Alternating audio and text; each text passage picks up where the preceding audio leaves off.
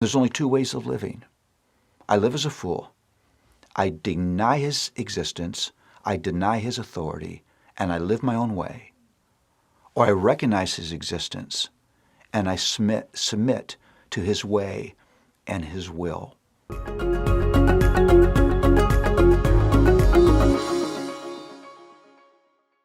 Well, as we continue our introduction to the Proverbs, here's the next thing that I think is important to understand. It's this, that every proverb is rooted in the soil of the law of God.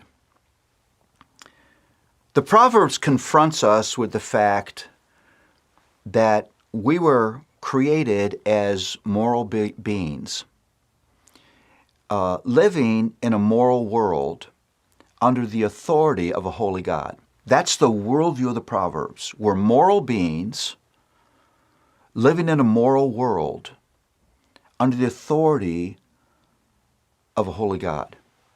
So that means that the definition of a fool in Proverbs is not just a person who's dumb.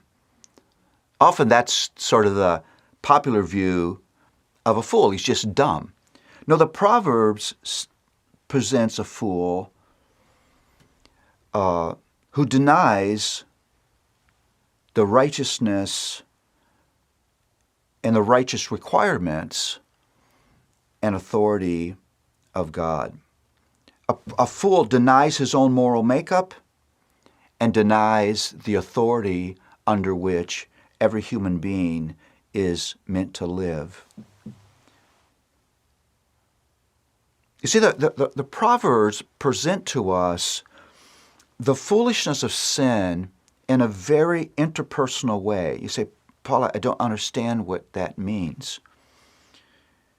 If you work your way through the Proverbs, ignoring the wisdom of Proverbs is again not just about being dumb, it's about or breaking some moral abstract code.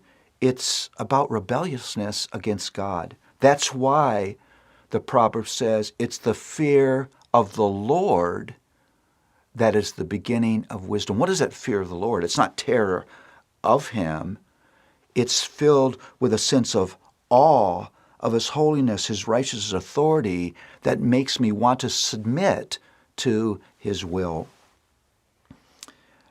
Foolishness is presented in the Proverbs as rebellion against God. Now, that fits with exactly how the law is presented in Scripture. Think of the Ten Commandments.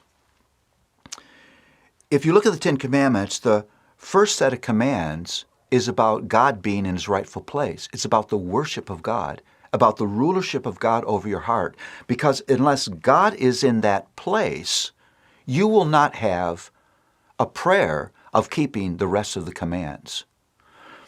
It's a vertical view of law.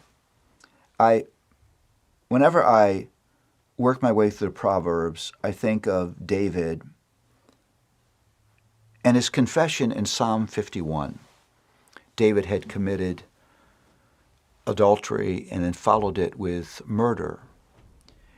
And he says this in verse 4, against you, speaking to God, against you and you only have I done this sin, this evil in your sight. You see, he's saying, my sin is not just against Bathsheba and her husband, but more significantly, it's against you. I am made to live a Godward life. Every proverb is Godward. Every proverb is about the fact that I'm a moral being, living in a moral universe, living in immediate responsibility to God. And there's only two ways of living. I live as a fool. I deny his existence, I deny his authority, and I live my own way.